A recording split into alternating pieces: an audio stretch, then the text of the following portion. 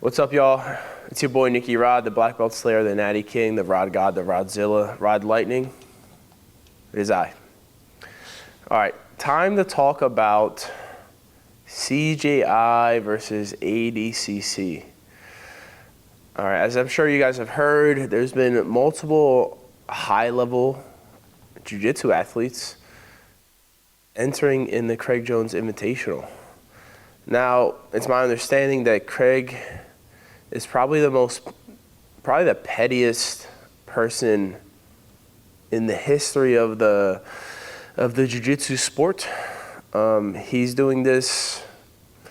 I don't exactly know why he's doing his tournament on the same day as Adcc, but I have an inclination. I think the inclination that I have is generally he wants to raise the stakes, raise the pay of the athletes, which is great. Craig's such an interesting person. It's like he has his own agenda, obviously, or maybe not obviously, but so the Craig Jones Invitational is for charity, right? He's not making money off of this, so he's doing it out of the kindness of his heart, right? Pitching in for charity, helping some less fortunate youth. And then at the same time, he's advocating for higher fighter pay, a higher jiu-jitsu athlete pay. Now, for those of you that don't know, Adcc World Championship has been the headliner, has been the ultimate goal for most grapplers for, I don't know, since like the 1990s or something like that. So quite a long stretch, Adcc has been number one when it comes to no-gi grappling. Now, Craig's taken a very different approach. Craig's offering $1 million. I mean, it is absurd that you can be a grappler and make $1 million in a weekend. It has never been done before. Quite interesting, quite chaotic, because it's on the same weekend as Adcc World Championships. So it's putting a lot of people, including myself, in a pickle. So I feel pickled. When it comes to the Craig Jones Invitational, their platform on which we're competing is quite interesting and unique. Similar to the Karate Combat setup, they have, Craig Jones is calling it the alley. It's a rectangle, I think he said 40 by 30 foot, something like that, with slanted walls. So there's no out of bounds, there's no running away, there's no refs interfering with the grappling. So it's going to be very intriguing to have the ability to use the wall, use the slanted wall while grappling. In addition, the rule set, quite interesting. It favors dominance, it favors offense, and in my opinion, it favors the top guy, it favors the wrestler.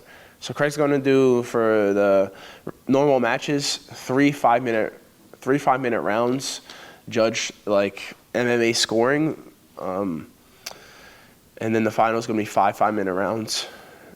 Again, judge like MMA scoring. So again, favoring the top guy, or favoring the offensive opponent. If you're attacking, you're passing, you're chasing submission, you're just being offensive the entire match, it's going to go your way. And then obviously submission stops the match at any point.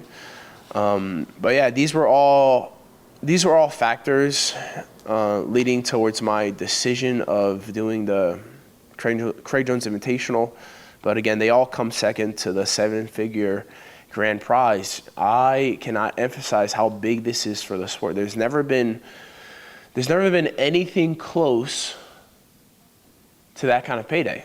I mean, in Adcc, 10K to win your weight class is like 50K for the absolute division. And then I even think in gi, they had something called the Spider Invitational, which was like 100,000 to win the tournament. But I don't even know if that was US dollars. That could have been like pesos or rubies or something. So, the $1 million USD payday is absolutely incredible. And I'm looking forward to getting that fat check. So I'm sure you guys have heard Nicky Rod is entering in the Craig Jones Invitational, which is on the same exact weekend as ADCC World Championships. Now, let me start this off by saying it was a very, very tough decision, just because my whole grappling career was based around being ADCC World Champion, right? I want to be #1 pound for pound. I want ADCC World Championship gold. That has been the absolute goal of my entire grappling career. You're talking about 6 years of my life has been dedicated towards one specific goal of winning ADCC. And then all of a sudden, Mr. Jones is like, hey, I'm going to do a $1 million tournament. Great. Oh, yeah, it's on the same weekend as ADCC World Championship. Not so great. Still great. But, man, it puts some stress.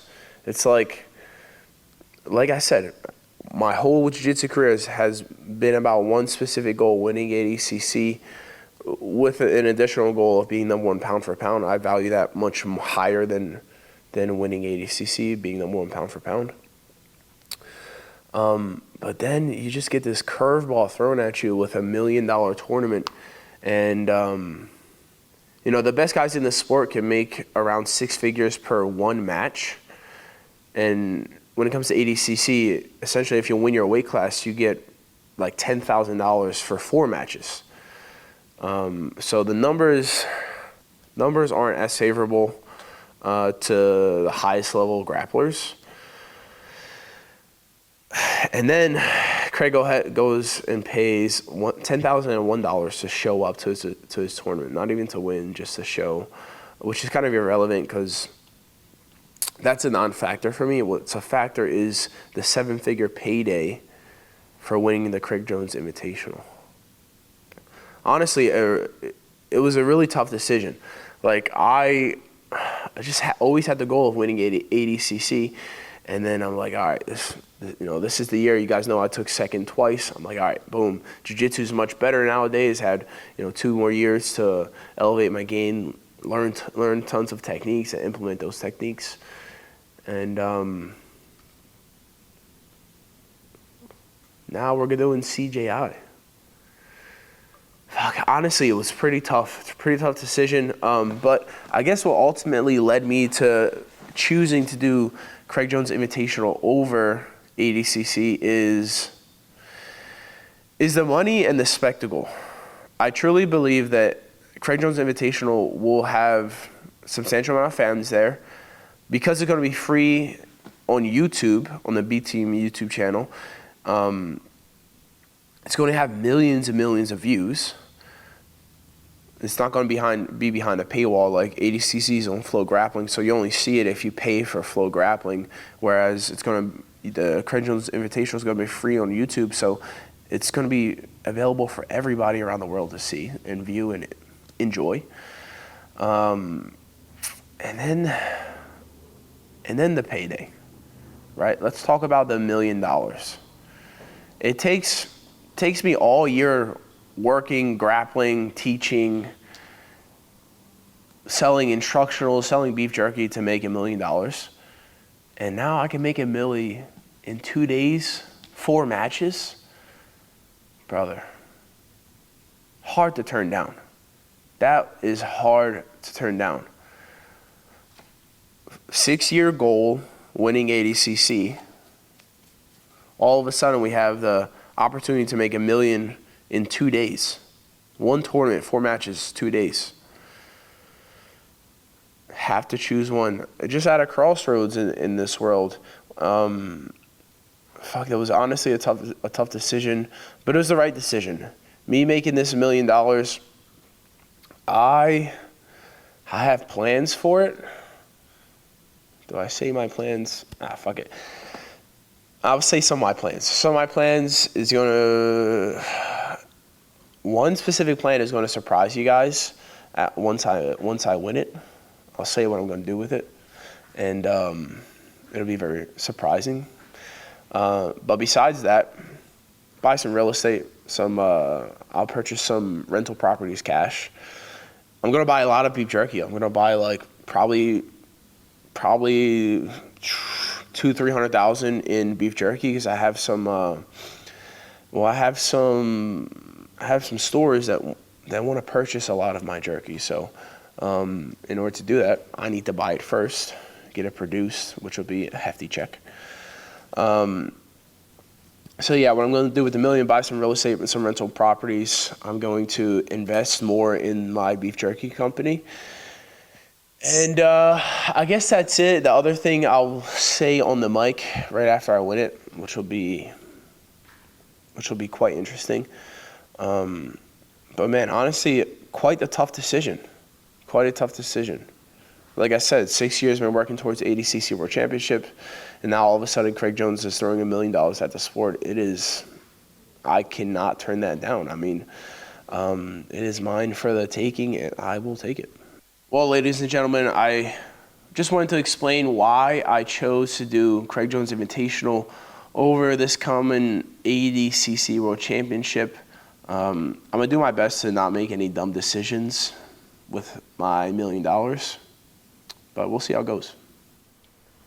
Guys, buy some of the fucking merchandise, because a lot of brands out there, successful brands, do limited runs of gear so that people feel the need to buy that shit straight away. But that's fake. They put a limited run of gear for whatever reason to drive up sales. Us, on the other hand, are always battling cease and desist letters. So we have a limited run on merchandise because you never know when that letter's gonna come. We're going to have to stop selling them online and just secretly sell them behind the desk to abide by those legal stipulations. But again, Bulls, Mexican Ground Karate, Brazil Kid will be out next week. Buy any of these things while you can. What's up, guys? I have officially withdrawn from Adcc so that I could compete in the CJI, or Craig Jones Invitational. Craig is putting on the biggest cash prize that the sport has ever seen. So it's two divisions. It's under 80 kilos and over 80 kilos. And the winner of each division gets $1 million. You also receive $10,001 to just show up. So the rule set for this tournament is it's very unique. I don't believe that we've actually seen a grappling tournament run with this rule set. So it's 3 5-minute rounds all the way up until the finals. The finals is 5 5-minute rounds. And it's actually very similar to, MMA scoring. So rather than scoring individual points, like 3 points for a guard pass, 4 points for the back, stuff like that, it's actually going to be scored like MMA rounds. So, you can have a 10-9 round, a 10-8 round, and it's very unique for grappling. I honestly am a fan of this rule set. Because it's like sometimes, with other rule sets and things like that, it's like you can get very, very close to these scoring positions but not actually score. So you could spend a whole match, on someone's back with one hook in and then lose it and then get 2 points scored on you and you lose. Whereas in this rule set, it's like you're going to be rewarded for getting to those very close positions. Okay, and in a lot of other tournaments too, like you can get, pump out 5 sub attempts that are super close, maybe even you get breaks on them and things like that, and then again still lose by 2 points, and this rule set kind of helps eliminate that. So that's why I'm a big fan of it. It really is just gonna force people to be aggressive. So yeah, I'm a huge fan of this rule set, and I'm excited to see how it plays out and how the competitors play with it. But yeah, it's honestly one of my favorite rule sets that I've heard of in grappling. So super excited to test it out and just see how that the whole event plays out with that rule set in place. But yeah, it was obviously a very hard decision to withdraw from Adcc. I spent a lot of time thinking about it. Adcc is like the Olympics of our sport. They've done a lot over the years, the past 20, 30 years, helping grow it, getting more spectators, things like that. And I honestly, I do see both points of view. Craig's more focused on, the athletes and compensating the athletes. And, Mo's point of view is, okay, let's focus more on trying to, get more people to attend. So he's putting more money into production, things like that. So they're both trying to grow the sport in different ways. Craig, again, compensating athletes. Mo, again, focusing on trying to get the most amount of spectators to watch it. Obviously, I ended up choosing Craig's tournament. It's very hard to say no to an opportunity to try and win $1 million. A lot of people say that, winning $1 million isn't life-changing money and stuff like that. But I also think that a lot of these people don't know, how to use their money to make more money. I know that me personally, I know, with the knowledge that I have, that I can set myself up for life with $1 million. Even if, let's say, I would have to check, Vegas taxes, stuff like that. But I'm assuming if I do win $1 million, you pay 30-40% in taxes. That means let's say you end up with around $700,000. It's like, even if you just throw $700,000 into an S&P 500, you're going to average about 10% a year. It's like, that's a salary of $70,000 a year that, it's just passive income. So it's like, and plus that's the safe option, the S&P 500 or whatever. It's like, I know a lot about crypto. I've been making a lot of money through crypto and stuff like that. So if I have $1 million to play with in crypto, it's like, I know that I can set myself up for life. So like $1 million is definitely life-changing for me. But yeah, like I said, it's a very hard decision. But this is the first time the sport has ever seen $1 million cash prize, especially for one person. I know AIGA's doing it for the team event, and that's great, and that's huge too. Again, that was initially the biggest cash prize. Even with the team, it's like, it was around 7 people per team. You're still going to end up with a huge paycheck at the end of the day for AIGA, but $1 million to one single winner is enormous, and it's very hard to pass up that opportunity. Another thing that I've been seeing out there as well is that, that it's if you win ADCC, it's very easy to make, $1 million through, instructionals and seminars and things like that. And I would agree to, some degree, but again, it's not like every single ADCC champion is, gonna make $1 million. There's a lot of ADCC champions out there who are absolutely not millionaires. I think it's much more dependent upon your brand. Okay, so it's like, I think that if I had won ADCC, that I would make significantly, more than other people if they won it. So I think it's very dependent upon your brand and how well your instructionals already sell. Obviously, if you win ADCC, it's going to allow you to make more money than you were previously making, but the difference is very dependent upon your brand. Like I said, there's tons of ADCC champions who I even currently make more money than right now. So it's not like winning ADCC is a guarantee to, become a millionaire or anything like that. Again, there's tons of people out there who haven't even won ADCC that make, millions of dollars, stuff like that. Craig, Gordon, Tom, John, there's tons of people, it's not a necessity to win ADCC to be able to sell instructionals and seminars.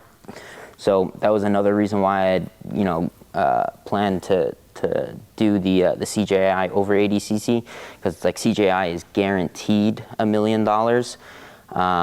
I'll definitely, if I win the $1 million, I'll definitely going crazy at that after party. All right, all the drinks are on me, boys. Don't you worry, okay? I got the boys covered for the after party if I win. Everybody except for Craig. He's a scumbag.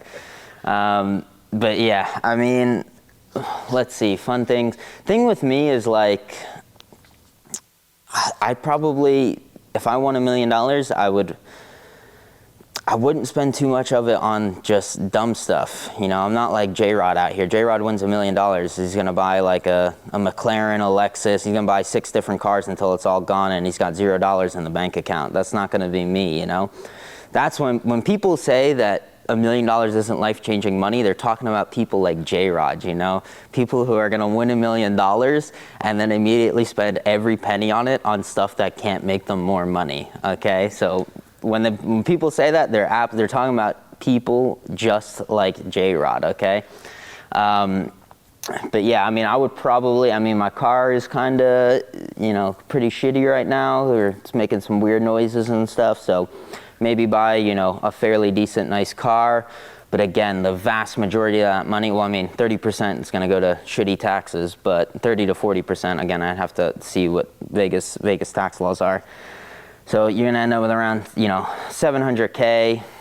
I'm probably going to invest at least, I would say, 500K.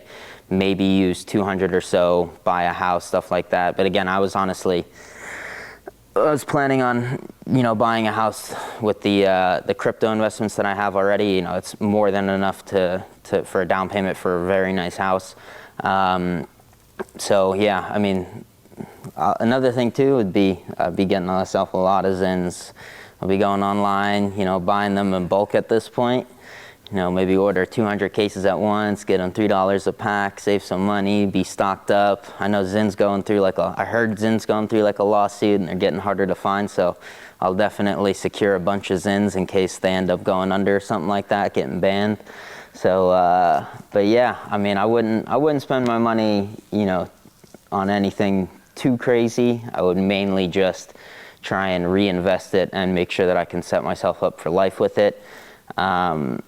Yeah, I'm not retarded like J-Rod and won't just waste every penny of it until I'm broke again.